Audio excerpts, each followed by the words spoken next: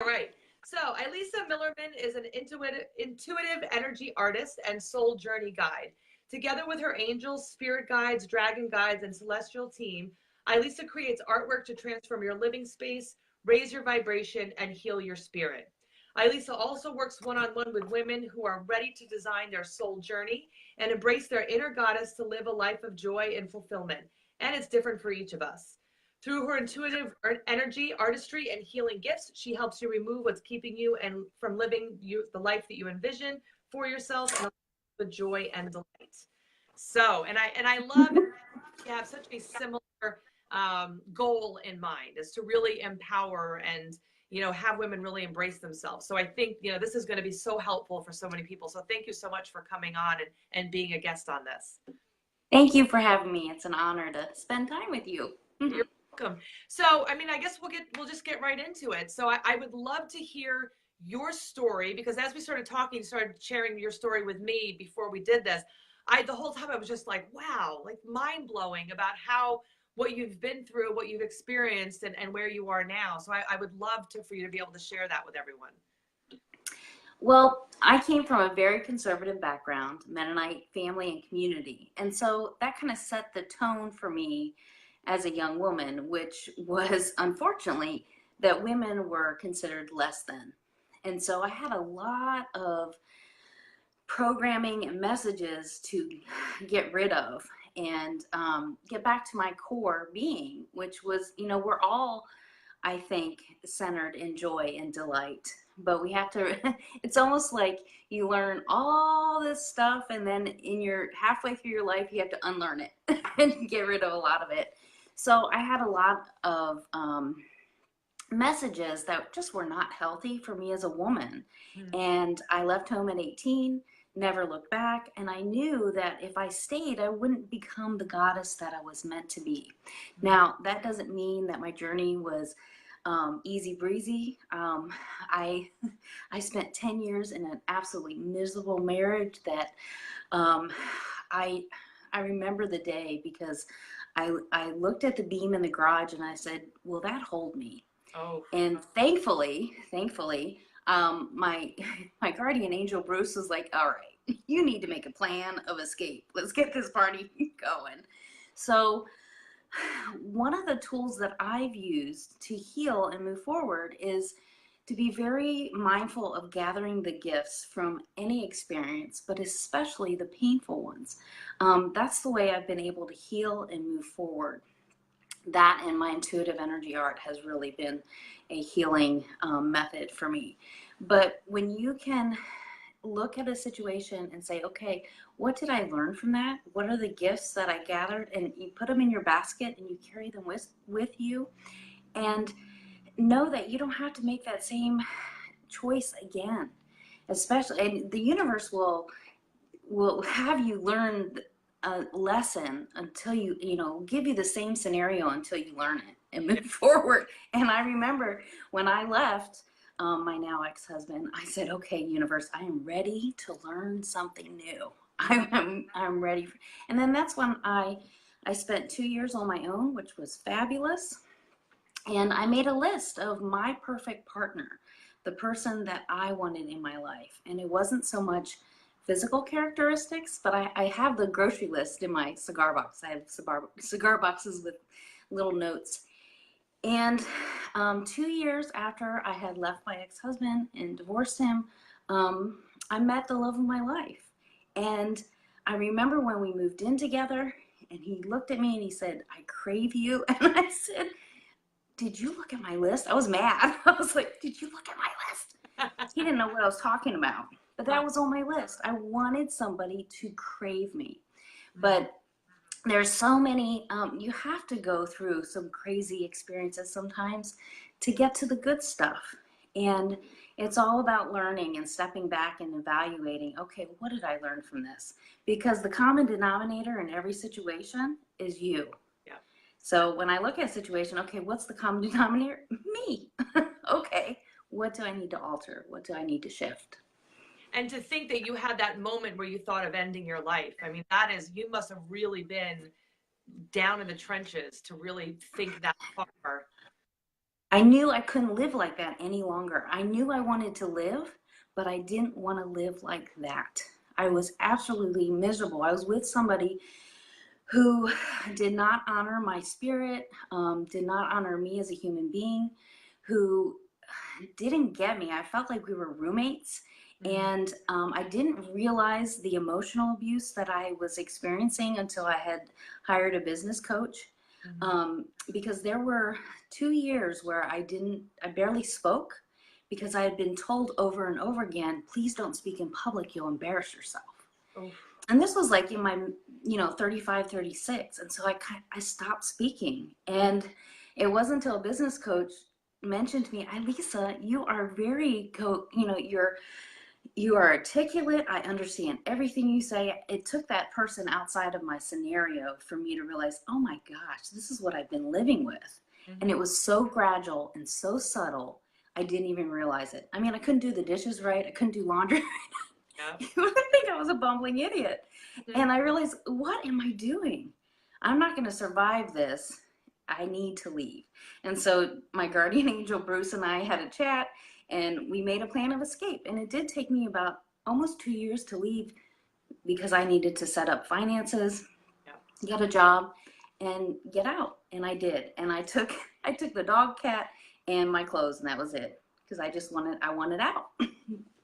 And you get to see when you're, and I empathize because you see what's really important when you have to get out quickly, and you think, okay, what are the priorities? What do I actually need? And realistically, we just need ourselves, and everything else. Yes.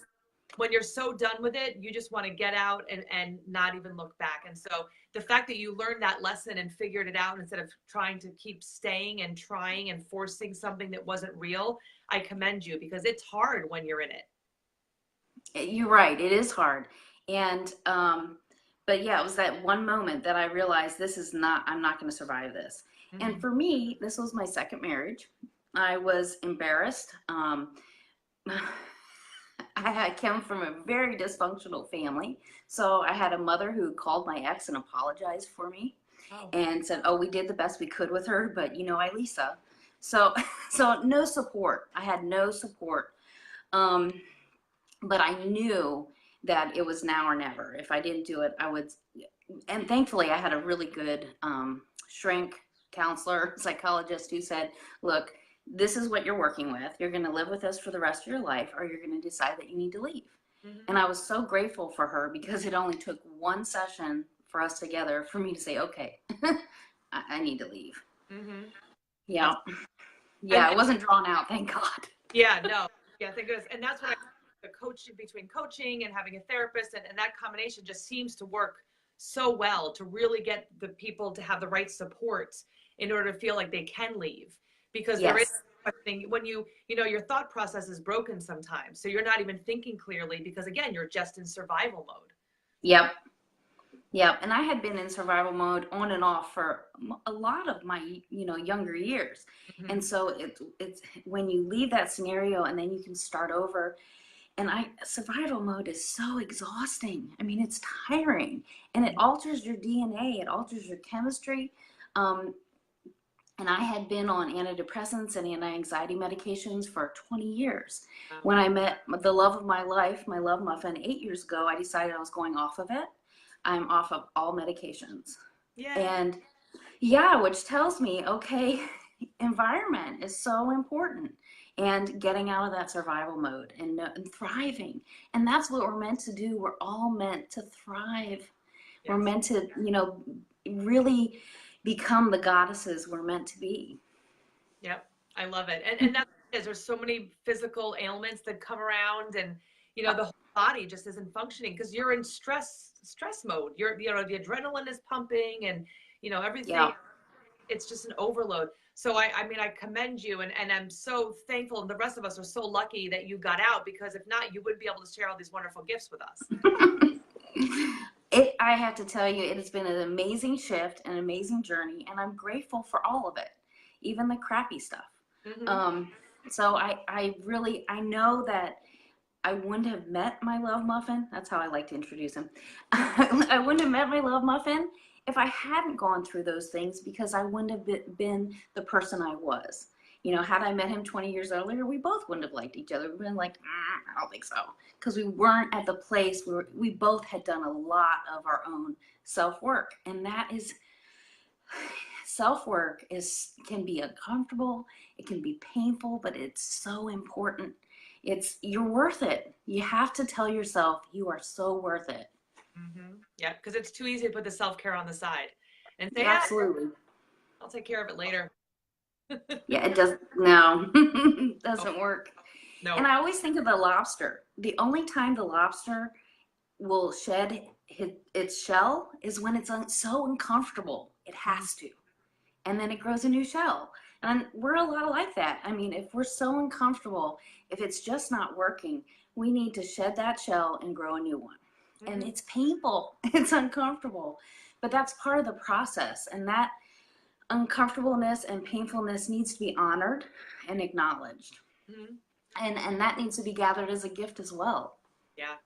I was just thinking as you were saying that, I was speaking to someone today who is trying to quit smoking. And he's like, I just can't do it. It's too painful. And I said, it is painful. Yes, I know. I did it 2 years ago. And that's what it is. I said, it's very painful. How long did you go without a cigarette? Like 2 days, you know? And I said, you were so close. You were so close to pushing past that pain point.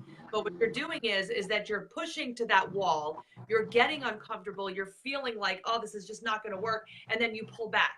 So instead of pushing through or jumping over that wall because you keep pushing through that discomfort, you now have to keep going to the same wall. So you're causing more pain in the long run, where if you just felt it through. And that's any growth in life. It doesn't matter. It doesn't matter if it's a toxic relationship. It doesn't matter if it's education that you might be missing out on. Whatever it is that you're working towards is going to have that discomfort, and you either keep going or you go back, and then you get to decide later on in your life, like, did I miss out on something because I was afraid of that discomfort? Yes, absolutely. And I know the smoking thing too. I was committed for 20 years of smoking, and when I quit, I knew, I mean, the first 6 months, I really wanted to hurt somebody. And they should offer you a cave and just feed you occasionally and make sure you're okay, just for that first 6 months until you get a sort of normal. But pain needs to be honored. I mean, that's a part of us that is so important. It's a signal that something's going on, that we need to make a change.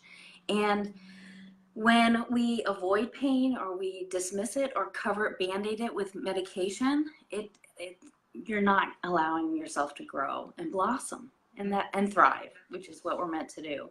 Yeah, and that's what it is. The human body is there to best support you on this journey, but we don't listen to it. So we have so many of us have those intuitive gifts, and I want to get into all this great information you're going to share with us on top of what you're already sharing.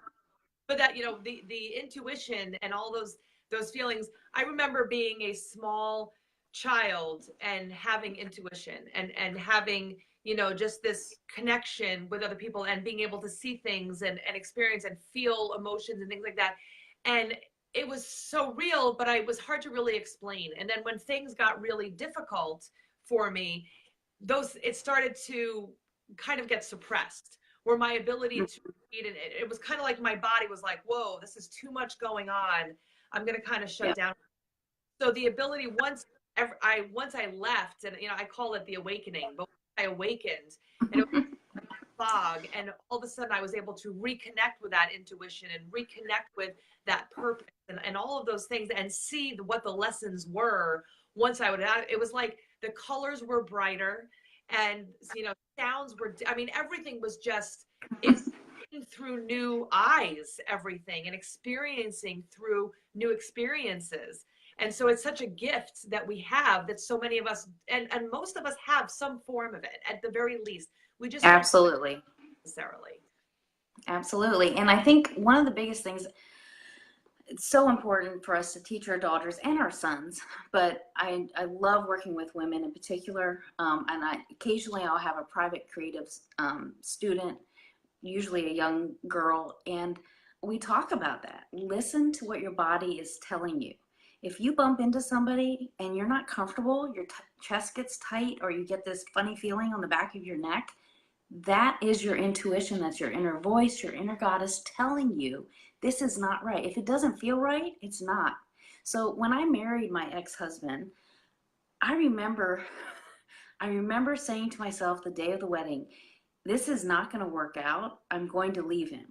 10 Mm-hmm. years later, I did, and it didn't work out. And had I just listened, but that, by that time, I'm walking down the aisle. I'm thinking, oh my God, it's too late. I should have left. I should have just left. But I did not listen to my intuition, my inner voice, inner goddess. And since then, I listen avidly because I know it bites me in the butt every time I don't. Mm-hmm. Every time.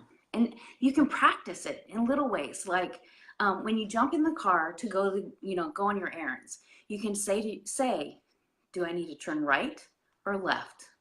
And listen, and you'll hear it. There was a time I remember I was walking out to the car and it started sleeting, and I heard my angel say, go back in the house. What are you doing? And I giggled and I thought, okay, fine, I'm going back in the house. Not 5 minutes later, at the intersection right where by my house where I would have turned, there was a 3-car pileup. Wow. So it's all about just listening, just Mm-hmm. being in tune with you, because when you're with somebody that is toxic and that is not right for you, your body will tell you. Mm-hmm. You'll get that nausea feeling, or you'll get tight in your chest, and everybody has different messages. Their body will tell them something different. So like a yes for me is my shoulders feel very light, my heart feels light. Sometimes I get a tickle on the back of my neck. Mm-hmm. Now a no for me is my chest gets tight, my stomach, feels like a bowling ball is in my stomach, and that's a no. And so I listen and just be very in tune with that. And even And you like, can start that at any time. and I'm thinking like all of a sudden when you're like, I think I really want to go this way, and I never normally go this way, just go that way. Or if you were standing online and suddenly you feel like you need to talk to someone, start talking to them. Because I always also find too that all of a sudden I'm like, I really need to go this way, and then I run into someone that I haven't seen, or that maybe I don't, maybe I haven't seen in a while, or maybe I don't know that well, but like there was a reason why we ran into each other, and every person Yes. there for a reason. So again, following it, you wouldn't have run into them if you hadn't followed your intuition. So there was a purpose for that, that encounter, and how important that is to listen to and say like, hey, and sometimes it's not even for you. Sometimes the encounter was for the other person. So you might not know what the encounter was for. Yes, Yeah. absolutely. Yep, you are so right. And I don't believe in coincidences. The universe is not that lazy. I Mhm. mean, we are all so connected, and we are all energy, and our paths connect for a reason. So true. And so what is it that you do with all this great stuff? Because Oh, it's so funny because there's so much I take for granted, and I realized this year you just need to start sharing what you take for granted. Um, my main my main goal is to help women live the life that they envision, filled with joy and delight, and whatever that looks like for them, because it is so different for each of us. The life I'm living may not be meant for you or the woman next to me, but I can open up space for you to create your soul journey and guide you and help you discover what it is you want. What kind of life do you want to create for yourself? What do you envision for yourself? Because I know when I was in that marriage, I was like, this is not what I envisioned. This is not what I had in mind. And I knew I had to start over and create the life I wanted to live. And, another key to that is once you stop worrying about what everybody else thinks yeah. and really focus on what you need, what Mm-hmm. is going to make my soul sing today? Mm-hmm. It shifts your entire universe. Now, I've lost a lot of people out of my life because of that, but that's okay. They weren't aligned with my soul. They Mm-hmm. weren't aligned with my spirit. And they were, in my life at that moment for a reason. But when I shifted and decided, I just need to be me, and it takes a lot less energy and it's less painful than putting on a facade all the time, which I was really good at because I had to fake it to get through the day. Mm-hmm. Yeah. And that, like we said before, that's so draining, because when, I speak to clients and I say, think about the fact that all of the wonderful things that you've done it with this lead weight pulling you down. Now imagine that weight is now taken off. You know, it's such a freeing feeling, and how much more you can accomplish if you're able to do that. And I love what you said before about how it doesn't look the same for you or for me. Your life, that is your dream life, is different from my dream life. And that's very different from perfect, because it's Yes. perfect is a silly word in this sense, because it's perfect for you. It's what you're looking for and what makes you happy. So trying to fill in the blanks for all of these, you know, other people and behave a certain way for them, or to follow certain societal norms because it makes other people comfortable, is an awful way to live. It's really, it is awful. And it was so funny when I did meet my love muffin, Scott. I remember he wanted to get married, and I looked at him, I said, "Are you crazy? Have you not seen my track record? I've been married twice. I obviously suck at it." Uh-huh. And he said, "No, I really want to be married to you." And I said, "Let me think about it." And I came back to him, I said, "Okay, only if we have a non-traditional marriage," which to me meant we create the marriage and relationship we want with each other. We create the roles. He does all the cooking. I do the yard work and take out the trash. So we come together with no preset roles of who should be doing what. We decide. And we, I said, every 5 years, we get to renegotiate. Do we want to stay married? What needs to change if we're going to stay together? Or I'd like to opt out. Mm-hmm. That's the contract that we've set up. And it's for him too. I mean, he gets to choose that too. I like everything as it is. Let's stay together. This needs to change for us to stay together, or I'd like to kindly opt out. Mm-hmm. And so that keeps us from keep taking each other for granted. Mm-hmm. And again, the only way I was going to get married is if we have a non-traditional marriage. So we joke about that all the time. Oh yes, we have a non-traditional marriage, which you know, we're pretty low key. Mm-hmm. Yes. And I love that, because it's you really have to know yourself well to be able to do that and say, no, this is what I need from you. And of course, you don't need to wait the 5 years. You can say it as you go and whatever you're feeling. Yes. But to be able to say, you know, hey, this is not comfortable. I don't like how I'm behaving, or how this marriage is like what I'm, you know, because people grow and they change. If they're not growing and changing, then they're kind of going backwards. So as you grow, are you still continuing to grow together, or are you growing apart? And that's something that's, you know, important to look at as we change and get older. Absolutely. And that's one of the reasons I knew I needed to leave was I was mean. I was becoming mean. Mm-hmm. And that's not my nature. And I just knew I wasn't being the person, the woman that I wanted to be. Mm-hmm. And I couldn't be in that relationship. So I had to leave. Yeah. And when you're mean for no reason, nah, forget it. Just whatever. That's just silly. Yeah. Being with the wrong person can really bring out the worst in you. And that's, Yes. it's That not, was a wonderful antagonizer. yep, yep. And you're, you know, and it's not, it's the blame game doesn't even matter at that point. If you're not feeling at your best, then it's probably not the best person for you to share, you know, because if we only live one life, we might as well make it the best one that we can possibly make. So why waste anyone else's time other than Absolutely. with the wrong relationship, when someone else could be better for us and bring out better in us? If we, and a lot of it has to do with reconnecting with ourselves, obviously. Yep. But once you really do that, and then you're able to look for someone else and say, hey, to, like, you had the list. I had my list too. That was Mm-hmm. very important to the have tos, the maybes, the definitely nots, you know, and those Yep. are important to have. So I knew, like, when I met the right one, it was like, all right, here we go. I'm checking off things. Is this for real? Is this a real person? Because this is really cool. I didn't know I could special order my perfect. Yeah, that's so awesome. That's what's so beautiful about manifesting. We can manifest the love of our life. So you need to be very careful about what you put on your must-have list and absolutely not list. And it just tickles me, because when I look at that list, I'm like, oh my gosh, I brought this person right into my life, and it's beautiful. And a healthy relationship is when two independent people do this amazing work together to make each other better. You know, you grow together, you make each other better human beings, and you give each other that space. I feel very fortunate because I've evolved tremendously over the 8 years. I'm a completely different person than I was when we got married. I'm like, oh, look, you've gotten about 25 different women in one marriage. It's great.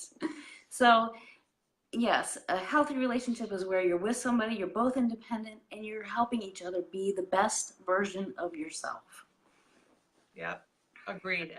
That's really, that was actually part of in my marriage vows. That was one of the things that my husband Dana and I said, is that we were to support each other in being our best versions of ourselves. And for sometimes some of the people that I work with, it's hard when people are used to being the caretaker and they automatically want to fix or help the other person, and how really unhealthy that is for so many different reasons. But it's part of it, it's not only not healthy for you, but it's disempowering for the other person. They need to be able to be free to make their own mistakes and recognize their own mistakes. It's not our job to point out their mistakes. That Right. we can tell them if they're frustrated or whatever, and if they come to us and ask for help, that's one thing. But to constantly, belittle or hurt or try to fix or change someone else is not going to work for any relationship to stay strong and healthy throughout. Well, and it's an imbalance. Mm-hmm. It's this up, above and below, and it just, yeah, it doesn't work. You're absolutely right. So what are some tips you have for us? Well, the first one that we've already talked about is gathering the gifts so that you can heal and move forward, especially from a painful experience. I think when we acknowledge what we've learned from a painful experience, and I like to, because I'm a visual artist, I like to envision actually gathering little gifts and putting them in my basket and having them with me. And that's really enabled me to heal and move forward. And then, let it go. Let it go. Don't hang on to it. I see so many people who are carrying these bags of rocks around that are just, the rocks of baggage. And it's so heavy, and I can feel it. Their shoulders are heavy, and they're kind of trudging through the day. And take that out to the curb. One of the first things that Scott and I did is, okay, what baggage do we need to take out to the trash today? Because we both do. You come to a relationship, any relationship, whether it be love or friendship, a work relationship, boss, employer, employee, there's baggage that you bring to the table. And so occasionally, I like to do it once a month. Okay, do an inventory. What baggage do I need to take out to the trash? Mm-hmm. And let it go. Yeah. Just let it go. And then the other thing that was really important for me is I needed to decide that I am empowered to create the life that I want for myself. And it's a choice. It's an everyday choice. And a great way to do that is, make a point every day to do something that makes your soul sing. And again, that's different for everybody. Mine is walking my dog Jethro, and we take a Sparkle Quest walk. I walk the same 1.5 miles twice a day, but I pretend I'm a traveler, and everything is brand new, and I look for things along my path that make my soul sing. Today, I saw 2 hawks, like hawk couple. They were so precious, just sitting beside each other way up in the tree, and that was my sparkle. I'm like, that's my sparkle find today. So do one thing every day, at least one thing that makes your soul sing. It could be taking a bubble bath. It could be, taking the kids out to a movie. Whatever that is for you. Mm-hmm. And explore. You may not know right away what that is for you. And that's where you get to be an explorer and try new things. You may want to take salsa dancing lessons and see if that, really makes your soul sing. Mm-hmm. And the adventure. That's what I think. I think every morning I think, what's the adventure today? Like, what do I get to yes. today? And that's the fun stuff. When you're stuck in toxic and you're just surviving and you're not thriving, you're just like, how am I going to get through today? But what it should be, if I could say should, but what life is really there for is to enjoy and to thrive and to look for that adventure, look for that joy every single day, to give you that raison d'être, the reason for being. And yes. you look, you're like, okay, that was it for today. I got to help this one person, or I saw this really cool thing, or I made a plan, or spoke to a friend of mine. But like you said, it's so wonderful to look forward to that, because then you're looking for it when you're yes. mode. Yes. every single day. Well, and yes, and one of the things I like to do before my feet even touch the ground, when you're lying in bed in the morning, when you're in between the, okay, I'm just waking up, I'm still asleep, I do my prayer protection for the day, and then I ask the universe, I would love a magical surprise. And it's like a treasure hunt for adults because it puts you in that mindset, just like your adventure. I'm looking throughout my day for this magical surprise. And every time I request that, I get a magical surprise. It's so much fun. So the other day, I know it's magical. The other day, I guess last year I had given this woman flower seeds. I didn't even know her. I couldn't remember her name, but she decided this spring to drop off a whole slew of white irises. And I'm like, that's my magical surprise. It was so much fun. So every day I make that request, I do receive a magical surprise because I'm looking for it. And that's the shift that you can make with support, like you had mentioned, with a counselor, with a coach, and surrounding yourself with people who want to see you evolve, grow, and blossom. That is so important. If you have people in your life who are not wanting that for you, who are bringing you down, you need to release them. In love and light, you need to release them. And I had to release my immediate family. I love them, but it was not healthy for me in any way, shape, or form. And you can't, like you said earlier, you can't fix somebody else. They've got to do their own work. So for my own mental health and for me to be able to grow and become the goddess that I'm meant to be, I had to disconnect. And that's okay. I will encourage anybody to do that. I don't care if they're blood related or not. If someone is not in your life for your greatest good, you need to release them. Yes. We can't make room for the good and the new if we're holding on to something that's negative from the past, whether it's an idea, whether it's clothing. I mean, it's all of those things that are just not there to support you. And we can't, there's no room in the closet for new until you get rid of the old. Absolutely. And that's our topic in Create Your Genuine Delightful Life. Next month, I wasn't going to share that, but it's the sacred practice of opening space. And there's different areas in your life. It could be a closet, it could be that relationship, or it could be a situation. You know, what is it that you want new energy in your life for? Do you want the love of your life to walk in? Do you want to make room for a new project that you're working on? Or do you want to, clear out, just lighten your load by getting rid of things? And so I'm really excited about that topic next month because it is so healing as well. Yes. And it's a continual thing. You need to open up space on a continual basis because you evolve and grow. And so there's going to be people in your life at different times who you just need to gently release. Yeah, exactly. When it no longer is part of your journey to move on and keep going for it. And that's, it's so important to have the right support system because like any drug addicted person, if you go back to the same that made you sick, that made you reach for that drug and get into that toxic place, then you're gonna go back to it because that's what you know. That's what's uncomfortable. You're comfortable in the discomfort. Yes, yeah, and I thought I was freaking brilliant because I had married my mom, dad, and my sister, and again, very dysfunctional. My God, you're brilliant! You married all three in one. I'm like, okay, I'm done with that. Like, so, I got yes.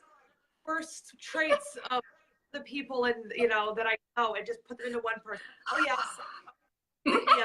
I'm an overachiever right here.